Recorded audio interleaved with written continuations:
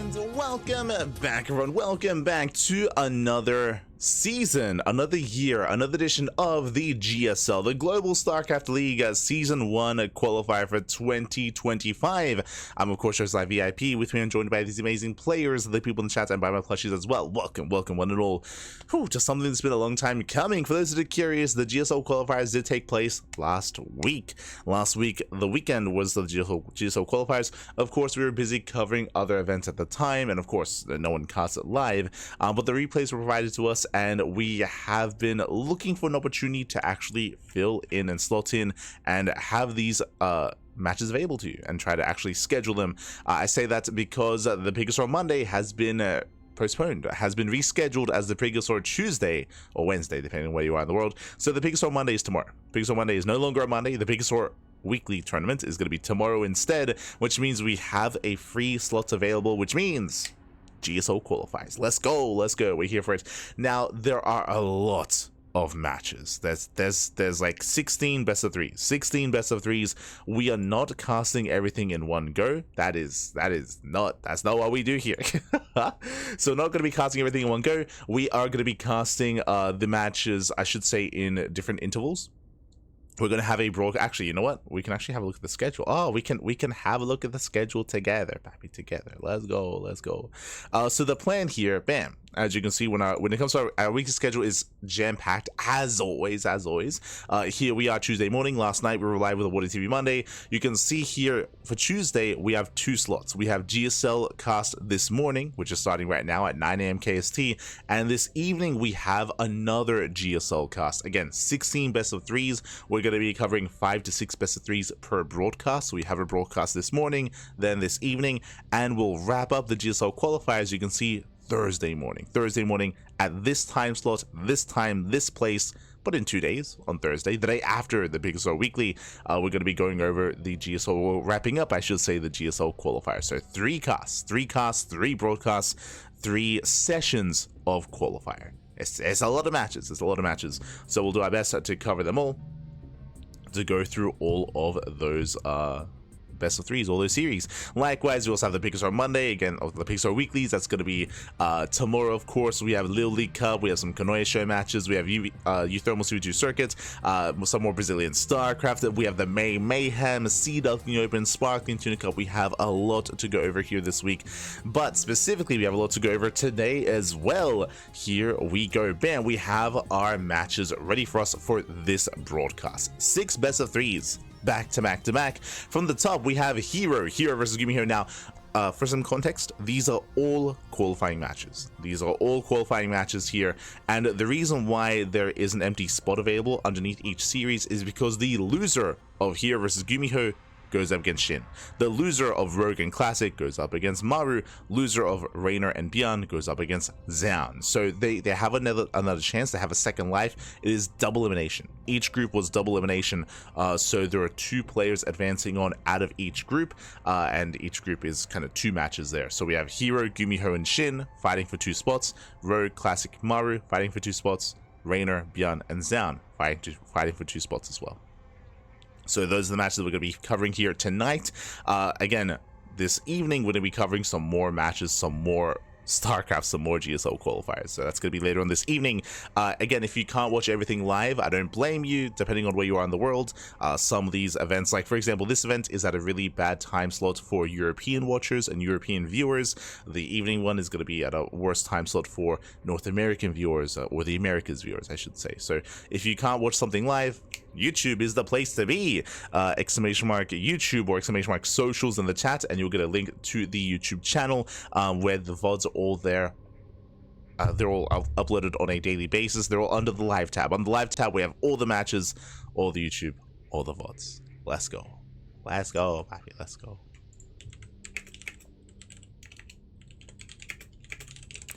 As we are jumping into our first series of the broadcast, up first is going to be that PvT between herO and GuMiho. Let's go, bye. Let's go. Just catching up. The chains, yes, I'm chained up, papi. Chain me up. I don't know what the theme of this season's GSL is going to be, but this is from last season, so we don't yet have any new graphics or any new overlays. But yes, we have the GSL, we have the chains everywhere. I'm locked up. Oh no. Throw away the key. Yeah. As we are getting into our fresh best of 3, game 1 is going to be on ley lines. Now, I believe the qualifiers did take place before the new map pool, so we are going to be featuring the previous ladder map pool instead.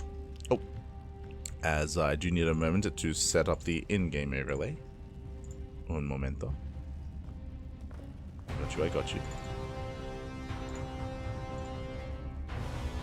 Bam. Beautiful.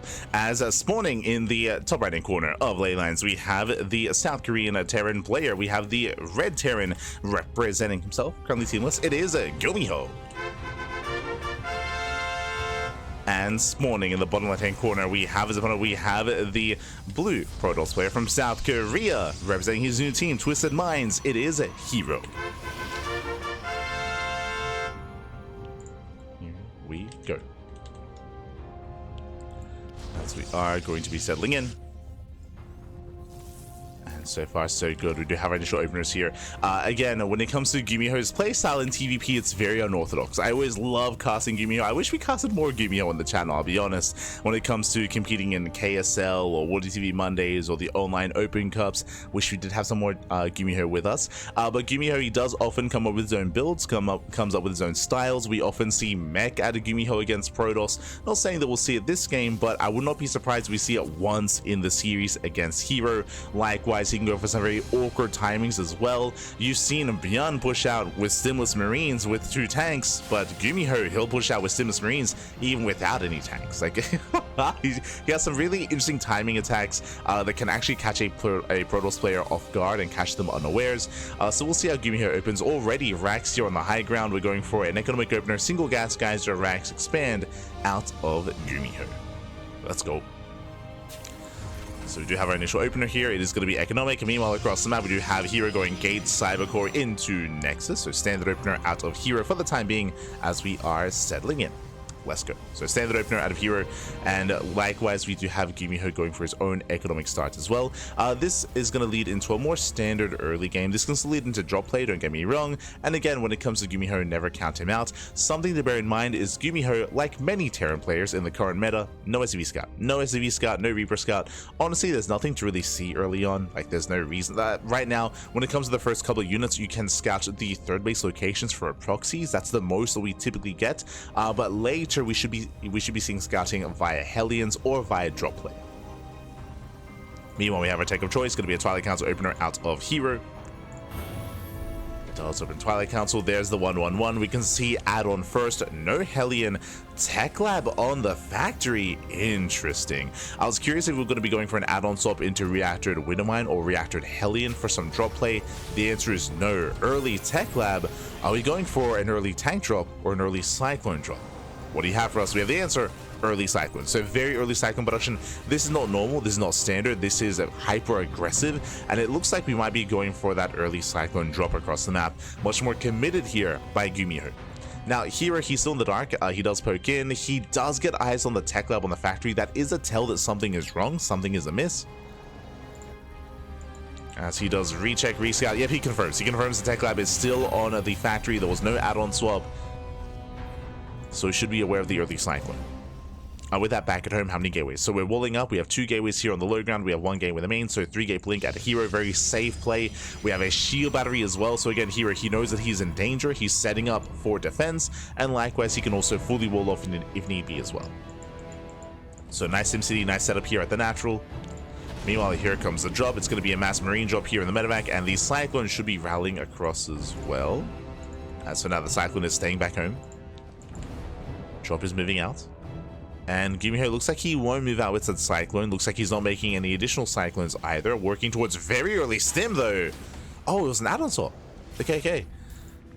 So Cyclone, sorry, not quite add-on swap, but Cyclone into early, early tech lab into early stim, and Marines do poke in, but again, hero's fine. herO, he's perfectly fine here, perfectly safe at the natural. We do see the drop rotate over into the main, but again, stim is honestly almost never researched this quickly here. So that is going to be a much earlier timing. Nice hits here on the medevac. herO zoning GuMiho away. Does zone him back, but doesn't get the kill. And this should be leading into an early push. to an earlier move out. GuMiho is racing back home. He doesn't really get much damage done. He doesn't get too much scatting. He does see all 3 gateways though, so he's aware of Blink. He's setting up back at home. The tank will siege. And GuMiho is secure. Now, once Sim finishes, we could see GuMiho move out. He can push across the map. There is going to be that timing available to him. Meanwhile, herO Blink is already complete, and the main base is... I mean, there's nothing here. Yeah, there's nothing in the main. Likewise, Blink's over, takes down the initial add-on. The reactor is going to go down. Takes down the reactor. Not much else, though. Yeah, second tank has arrived. Cyclone does punish. GuMiho boosting to the low ground. Setting up no bunker. No bunker at the natural, but so far he's in position. Behind this, herO taking up. We have charge on the way. We have a delayed forge for delayed +1. It is going to be a little bit later here for herO. Likewise, going for the bay. Still, actually, the bay that was before the 3rd bay. So very committed, very tech heavy here from herO, going for extra gases and delaying his economy. And I think that's okay. I think delayed economy is fine against GuMiho just because GuMiho is so aggressive. So this means that here he's going to forego his economy for a faster Colossus production. Meanwhile, here comes GuMiho. Remember, Sim is done. And Sim is complete. Catches 1 Stalker. Gets a Stalker, breaks out as he breaks out. Meanwhile, Stalker's into the main. SCV's going to be going down. That's a lot of SCV kills. It's going to be 8 SCVs already. Catching reinforcements, and GuMiho, he pulls the boys. He's going for the all-in. And is the Colossus going to be out in time? The Colossus just began. And here he has to buy time here for the Colossi. The boys have arrived. Again, there's going to be 3 tanks. We spoke about the early stim, and now it all makes sense. It is going to be the all-in with stim timing. No combat shields, nor the upgrades. And nothing else. The tanks are trying to get within range here of the natural. Colossus still on the way. Marines are stimming in. They take down the sentry. Sentry goes down. No, oh, shield battery's a little bit too far back. And the Stalkers, they cannot engage. Tanks are a little bit far behind. They're still pushing forward. The Colossus is going to pop out. And is the Colossus enough? Tanks to siege. And they will focus fire. Oh god, they try to focus fire. Popping up there from herO. Does save the Colossus from the first volley. Does save him. That's a lot of tank shots going up. Zoning the army away. Gateway's being depowered. Oh, and again, we're running out of pylons. That's the final pylon here. And the robot does get depowered. No more Colossus, just the one. 4th tank has arrived. And GuMiho, he's doing it. GuMiho, he's within range of the natural. He's within range of the robo. We have a Dark Trine on the way. That would be a good response against an all-in, but it's too late. It's too little too late. That was needed earlier. Does scan. Does run away the Colossus. And it's impressive what herO's done with this Colossus so far. Like, he's pulling back. He just finishes more shield batteries behind the mineral line. But there's only so much he can do. As the natural falls from here, the 3rd base should be going down as well. Tanks repositioning over towards the 3rd. Bunker does complete. And here he's knocked down to 1 base economy. Oh! Colossus moving in. Threading a push. Dark Shrine is almost done. But the problem here is that even if the DTs get some damage done, even if they break all the tanks, it's not going to matter here. Not anymore. The damage has been done. Yuri blinks in, takes down the first tank. 1 tank goes down. Nice juggling here with the Colossus. Breaks through the Marines. The Marines, they all melt here. I say that, but we have more reinforcements coming in. It's still just too much. Still just too much. Stalkers getting picked off one after the other. herO dropping in, and again, here he's had impressive control. He's kept this Colossus alive the entire time, but he just wasn't set up to defend against the all-in. He wasn't expecting an all-in.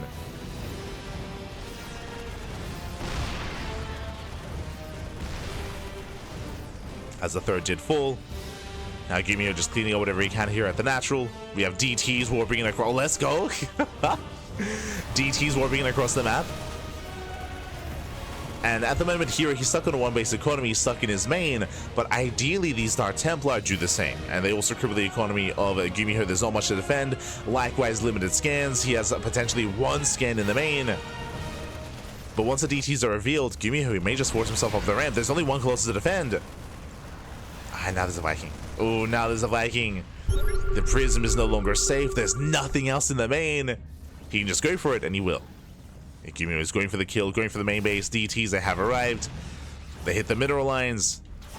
Yeah, turrets go down. But in this base trade, there's just so much more DPS. Oh, the DTs come in! Oh, do we have a scan? There's one scan. Can he save the Dark Templar? He falls back. Oh, Colossus does get targeted. DTs, they get out of range. They barely get out of range. And do we have any other scans? The answer is no. 0 scans. DTs, they can win hero the game here. There's 3 Dark Templar and he's going in one at a time. I love that he's saving these DTs just in case. Focusing down the tanks. Ooh, we'll almost get it. Across the map, forcing the lift. There's about to be 1 scan. There's about to be 1 scan available. But remember, there's 3 Dark Templar. Ideally wants to spread him out. Oh! He's going to spend 1 scan. And he does have it. Natural goes down. That's going to be a kill. There's too many Dark Templar. There's the 1 scan. That's all he had. Just 1. Yo, we got the turret on the way. He's throwing down the turret. We have to stop it. We have to stop the turret. herO. He picks in. Can he get it? Oh, the body blocking. He can't get in. Oh, it's close. Takes out the tank though. Tank goes down. Oh, there's a 2nd scan.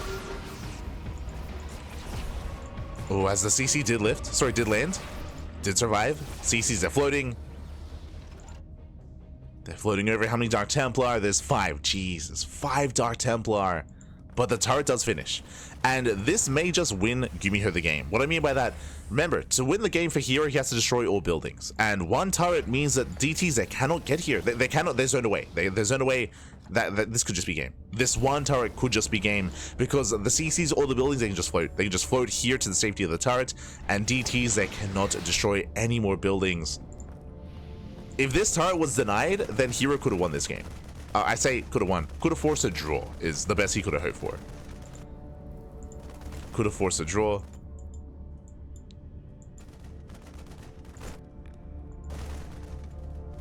Because if he kills the turret, he can potentially kill all the units, all the army units, and then we're just stagnant here with floating buildings against DTs and buildings that can't be destroyed.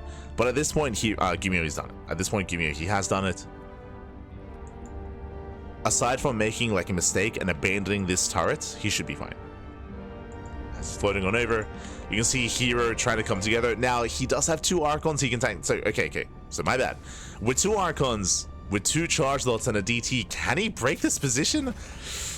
With 1 tank, he's going for it. herO, he does move in. Yeah, he takes out all the Marines. He can get on top of the tank. And wow, even with the turret, it doesn't matter. The Archons, they pop off. And we can force a draw. Let's go.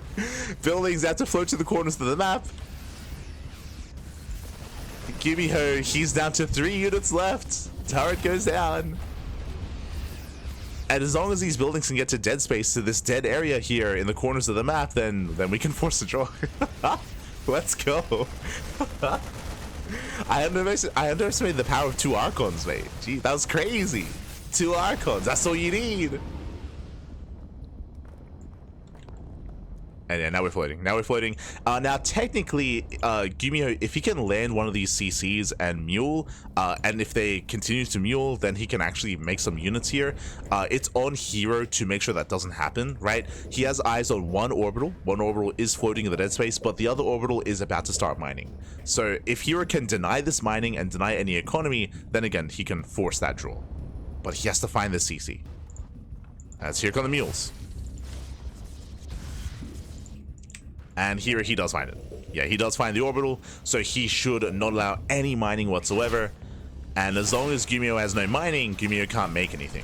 And, oh, GuMiho, though, he does kill a zealot. Every unit counts. Okay.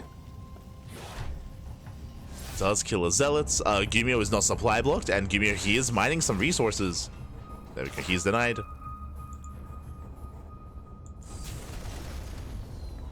GuMiho, he can make a couple of Marines. He can make some units here. There we go. He's rebuilding some Marines. Archon is moving in. Oh.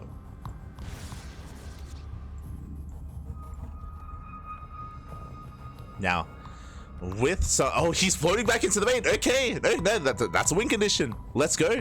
He's walled up here at his main base. He doesn't have detection, but the CC is headed over. It's headed over here, and this is a safe location to actually start mining again.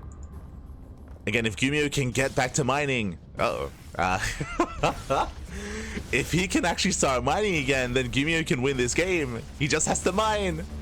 Oh, the CC. He should be okay, right? One Archon shouldn't have the DPS to burn the CC. Shouldn't, as we do have a little bit of more mining going on. Yeah, the CC does get back into the main. Does flow back over. And again, we have a full wall here. It's a little bit on herO to... what does he have? He only has one DT. So like he's covering this building. GuMiho, he did it. Let's go. He got back into the main. He is fully walled off. He's secure. Again, really smart of GuMiho to set this up. And now he can mine. Now he can mine. Now he can produce. And this is all that GuMiho needed. A secure base. The other CC is burning. At this point, this CC will die. But this doesn't matter. You know, the command center gave his life for the cause. Let's go. If this one Dark Templar wasn't tied up dealing with the CC, then the DT could have actually broken down this wall because there was 0 scans at the time, because all the CCs were floating.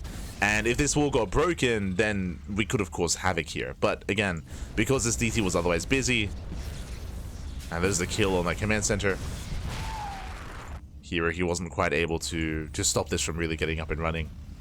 And now we have the turret on the way, and we have the same situation we had earlier, where the win condition was that one turret to make sure that no DTs could get past. Likewise, turret is here. We have a full wall. We have mining.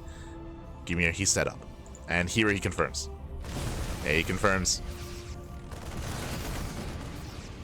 I mean, hey, he's getting some value, don't get me wrong. I mean, yeah, but there it is. Yeah, he's asking for mining. He's like, hey, do you have any SCVs? Do you have any mining? GuMiho should respond with yes. He has one SCV. He has mules. Yeah, he has 2 SCVs now. GG. GG, GuMiho, he does win. herO just confirming that was the case, because obviously he can't see. And GuMiho does take game number 1. Whew, GG. What a way to start the qualifier. GG, well played. We almost had a potential draw there. Again, if herO was able to deny those CCs from mining, from landing, then we could have forced a draw. But as we saw that GuMiho was able to set up ahead of time, fully wall off his main base, and eventually get a CC into the, or back into the main. There was potential for herO to deny that. As we mentioned, if that one Dark Templar was able to break that wall before the CC got into the main base, before there was a scan, then we could have caused a little bit more chaos there and potentially forced a draw. But if you remember at the time, that that Dark Templar was under the other CC, right? Because there were 2 CCs, herO, he had to split up his army. I say his army, split up his units, because he only had like 3 or 4 units. And he couldn't do both at once, right? Like if he had done so, then the CC lands, and he mules more, he gets more mining, like it gets more chaotic. Regardless, GG. GG, well played. With that, GuMiho does take a lead in the series, and now we are getting into game number 2. Let's go. Let us go. So jumping into game 2.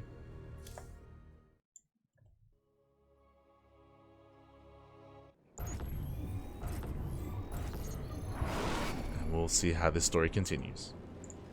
As spawning in the top right hand corner of Amygdala, we have the South Korean Terran player, the Red Terran, the lead in the series, 1-0, and we'll see if he can claim this series. It is GuMiho. As a reminder, these are best of 3s, and we're one game away from qualifying for GSL. And spawning in the bottom hand corner, we have the South Korean Protoss player, the Blue Protoss, representing his new team, Twisted Minds. It is herO. Here we go.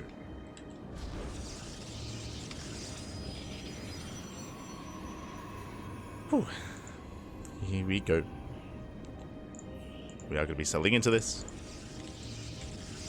And so far, we are going to be loading into one of the larger maps of the map. Well, welcome to Amygdala. Amygdala being one of the larger maps here, outside of the older maps, of course, outside of Neo Violet Square, King's Cove, Abyssal Reef.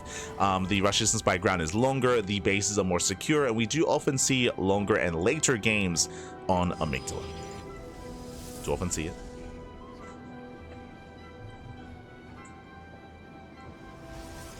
Yo, este password, bilingual papi. Annyeonghaseyo. I mean, again, we assumed what was said, but do appreciate it. Any translations in the chat?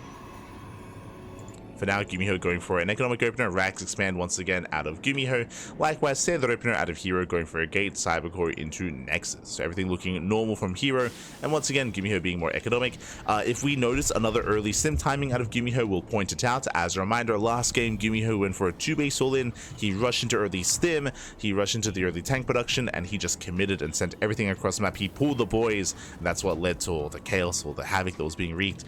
I do think that herO, his Dark Shrine response was very late. I mean, it almost worked despite that, but it was a very late response. DTs are ideal when your opponent's all-inning, just because in this matchup, scans are limited, because if you're all-inning, most likely you're muling, right? Most likely you're muling your heart out, you're not holding on to scans, and you have limited CCs as well, so that's where Dark Templar can thrive against a Terran going for an all-in.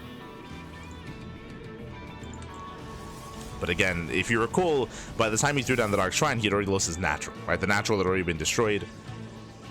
Things are already looking dire for herO.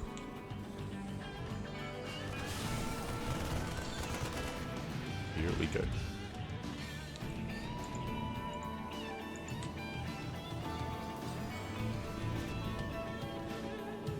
Shuab, read between the lines. Shuab, he can't read. That's the problem. Oh no. So now we do have our Twilight Council opener out of herO, going into Blink once again, everything looking as it should. From here, we'll see if we go 2-gate Blink, 3-gate Blink, or 4-gate Blink Stalker. We'll see. Meanwhile, we do see GuMiho going into his own earlier second racks. It's going for a 2-on-1. Okay, so once again, a more unorthodox build here by GuMiho. GuMiho does go for the early tech lab on the factory, once again going for the early Cyclone production. herO pushing it ahead of time. Remember, there's no Hellions, no Reapers. First Marine goes down, and mining is denied at the natural. It doesn't look like a lot, but because of the greed, because of the build that GuMiho had gone for, he was skipping units, and GuMiho, he will lose control of the natural. He will lose control. The Cyclone will force this back, or at least it should. Oh, as the force field gets thrown down. And herO gets the hell out of here. Does pull away. But with the early setup, once again, 2-on-1 early stim. Now, this is a build that you often see against Zerg. 2-on-1s are very rare, not unseen and not unheard of, but they're very rare against Protoss. The reasoning for this is because typically there's no tech lab. Typically, it's a reactor into an add-on swap into reactor and medevac production, which means delayed. I mean, we're still going for the add-on swap, but it means delayed tank production. And without tanks, like 3-4 Blink Stalker can get very out of hand. Going to mass marine like this and going for the stim timing, you are heavily reliant on your marines getting damage done with that stim. Like, if this bio push, if this stim timing fails to get damage, then GuMiho will fall far behind.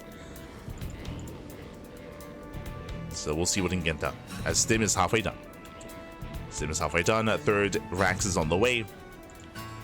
And again, this is just a more unusual version of 2-on-1, just because there was no reactor, there was no add-on swap into additional medevacs. I mean, even now, the medevac is only being used as scouting, for scouting information. Checking here his vision, he has confirmed, he knows. Here, he's fully aware. Behind this, once again, here he's going for the gases and the bay before the third base. And against GuMiho, this makes plenty of sense. I would say that this would be an inefficient build, and it is, in a way. But it's very safe because you get earlier Colossus. It barely wasn't enough to defend last game. Meanwhile, Cyclone does shut down the hallucination. Okay, we have combat shields on the way. We have a +1 attack as well.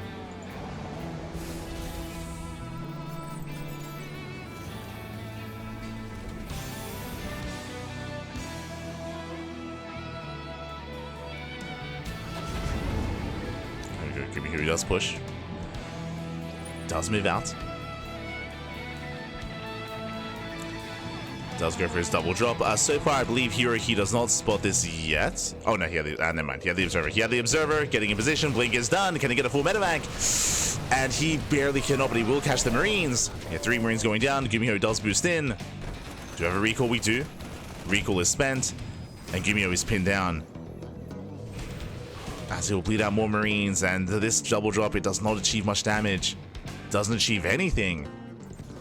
And GuMiho's in trouble. Remember, the entire purpose of this build was building up towards this double 16 medevac drop. Built up to this moment, and it doesn't do anything. And remember, this build did delay any tank production, did delay any factory-based production as well. Third CC is on the way. GuMiho moving out to try to break free those drops. But this is a rough position for GuMiho, as the first Colossus is on the way.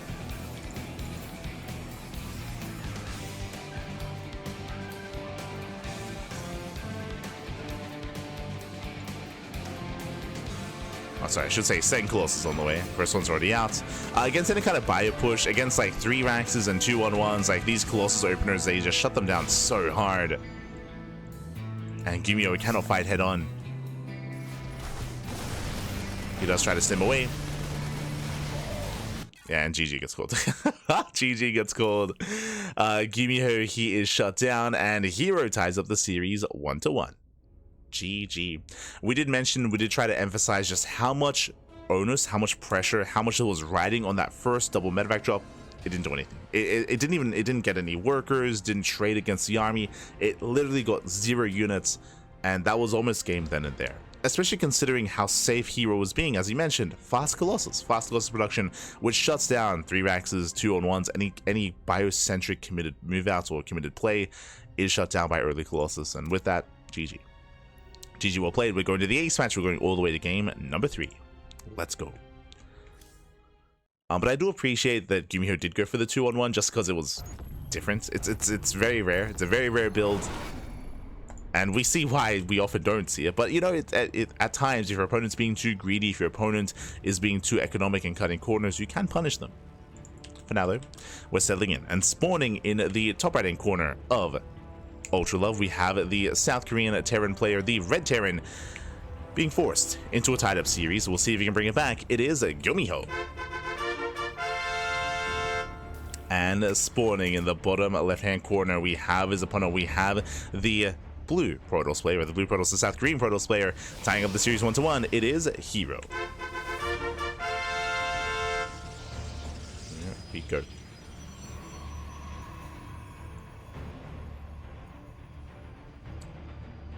No third for Protoss, just RoboBay. Yes, as you mentioned, I don't know if you were watching, Chris, but as you mentioned here, he was playing safe. It was the same or a very similar build that he went for in the previous game, going 3-gate blink into double gas at the natural, into Robo, into Bay before third. Very safe play, and as we mentioned, that's typically how you want to be playing against GuMiho. GuMiho has been hyper-aggressive already this series, and in general, GuMiho, he often does go for these more early and unorthodox timings. So 2 games in a row so far was a very safe build from herO, and we expect something similar here as well, to be honest. Like the opener and the build that GuMiho had gone for last game is pretty reliant on your opponents going 2-gate blink into a fast third without gases before third base, before the Robo. That's kind of what you're relying on, and that's what you expect on Amygdala. Like we spoke about it, right? It's like Amygdala is one of the largest maps in the map pool. We expect economic builds on Amygdala, but we didn't get that out of herO. And now we're loading into Ultra Love for the first time. Double gas opener out of GuMiho. So with this, going for a faster factory. GuMiho is going to be more assertive this time. With this, we can go for, or this can lead into, say, 1-1-1 Cloak Banshee. This can lead into committed Reactor Reaper Hellion, earlier Cyclone drop, tank drop as well. Likewise, we're expecting herO to play safe again.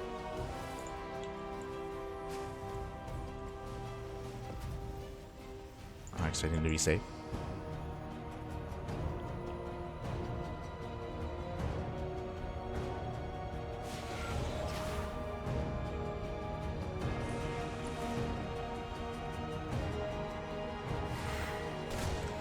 To chat. Clem get the third and get the Colossus. Clem is not playing in GSL, so take care of yourself. We're here for the players back. As GuMiho does poke in, does poke out. Likewise, behind this, we have our standard setup here. We're getting into the earlier Widowmine production, into what should be earlier drop play. There we go, Twilight Council from herO, going into Blink.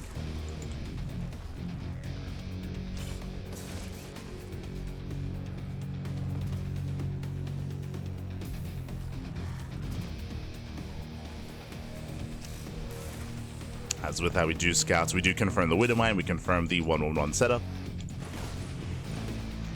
With the initial opener, we did actually open up double Reaper this time. Interesting. Again, a very different opener here by GuMiho. For the first time actually even making Reapers. He's been avoiding any kind of Reaper production the entire series. That's also because he's been going for more economic starts. This was more tech heavy. See, that does get across the map. Trading with the Marines. Nice control there out of GuMiho. Saves the Marines, shuts down the Adept. Medevac is soon on the way. And then we can push. We can bring this all together here. The Marines, the Widowmines, the Reapers as well. Again, herO, he is aware of the setup. He should be aware of the drop coming his way. Back at home, how many gateways so far? We have a 2-gate blink. herO, for the first time, staying on a lower gateway count. Oh. Takes down the Widowmine. Takes down the mine. The initial one. Drop is moving out. Yep, herO. I like how on the larger maps, herO is playing safe. On the smaller map, herO is being greedy. So 2-gate blink into a third. This is a very economic build out of herO. Very economic. He does zone the drops away. So far, he's defending well.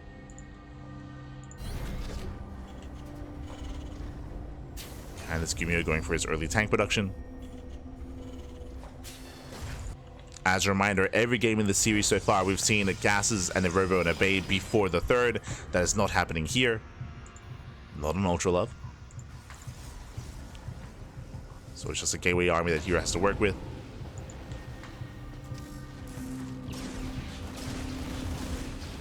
We have the non-stop hallucination scouts checking the bases of GuMiho. And we have herO working towards charge. Charge has been a very common follow-up here just to punish tank pushes. And punish aggressive builds from the Terran. So this is the meta essentially. The meta, the standard is 2-gate blink into a third, into +1 and charge, into delayed Colossus. Some players like to mix in instead of going Colossus into Storm. That is true. So that is going to be an option. Oh, as Medevac gets caught out by the Observer. Ooh, Stalkers, they blink in. We'll trade out one Stalker. So a bit of miscontrol there. One Stalker does go down. Regardless, the mine drop is shut down, is cleaned up, and herO defends. He does defend. Behind this, GuMiho is still just building up on 2 bases, getting to stim, combat shields +1. From here, we're waiting for either a 3rd command center or maybe 2 more Raxes. We're waiting to see what comes next.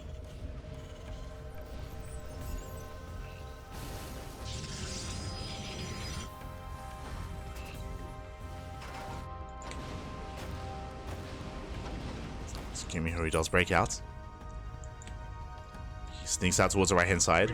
Here he has eyes on the main army. You can see GuMiho is heading up to catch any kind of stalkers, but there's nothing here. So it was a really cheeky move, but there was nothing to punish. As here he spots the army, and we're going for it. No 3rd TC, no Maxes, we pull the boys. 2 base all in by GuMiho. And remember, this time, no Colossus. This time, here he has been greedy, he's been economic. GuMiho going for the kill. And herO, he's being punished for it. Yeah, being punished for being greedy, being too economic. Charge also going to be diving in. But the boys are here. Yeah, the boys are here. Nice target firing on top of the Stalkers. Oh, on top of the Immortal. Zelsay goes down. He goes for the stim. He goes for the dive. And he takes down the Immortal. Massive pick off. And what is there left? There's 6 Stalkers. 6 Stalkers, a shield battery. The SCVs have all gone down. Not for the most part. And GuMiho is chasing down whatever is left. The first Colossus only just began, only just started. Again, we mentioned that herO, he was playing safe on the larger maps and being greedy on Ultra Love. He's crazy. And GuMiho, he's here to punish the greed. He's here to punish it. The boys are being pulled. The first tank does go down. There's still one more tank left. The Immortal will target it. Not bad. Okay, the final tank falls. We're running out of steam a little bit here. We have more Zealots warping in. herO, can he hold on? It's getting close. It's getting close. Zealots, they charge in. Nice kiting here from GuMiho. Does kite back. Still rallies. And he does it. He does it. Oh, the Colossus! Colossus got no! Colossus comes out, gets targeted immediately, and from there, GuMiho, it's still close. He's still down to 4 Marauders. He's heavily overstimmed. Oh my god, another Marauder goes down. But he's still rallying. He's still just rallying in. We have 3 sentries on the way for force fields. He does lock down the army. He locks him down. He's warping in whatever he can, but GuMiho just drops over the wall. Yeah, GuMiho, he won't be stopped. As there's nothing left. There's no army remaining. The Artosis pylon goes down, depowers the robo. Probes are under fire. We're warping in more sentries just for more force fields. But it barely wasn't enough. Barely. I mean, again, you can see how low HP the army is. The stimming has been crazy. But he does it. He does break through. Takes down the sentry, the stalkers. And this wasn't even the most orthodox all-in either. Like, again, I was expecting, like, extra axes behind this, but no, he just sent it. He just sent it across the map. Just pull the boys, happy. True, true. And with that, GG gets called. GuMiho, he will overwhelm, and he will take down herO 2-1, qualifying for GSL. GG.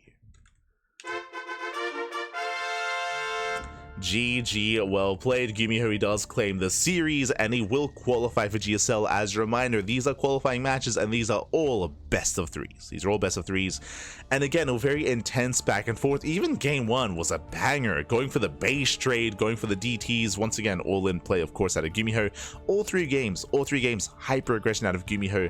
Now, I'll be honest, I was surprised to see herO be greedy in the ace match. I was surprised to see herO go for a more economic build on ultra lovable maps. Ultra love has a shorter rush distance by ground, has a defendable third base, but GuMiho, he didn't hit the third, he went right down the middle in between the third and the natural instead. And GuMiho just went for the kill. GG. GG, well played. It does punish herO for being a little bit too greedy there, and GuMiho is our first player to qualify for the GSL. Congratulations. Congratulations. With that means that we have our next series getting ready for us, actually.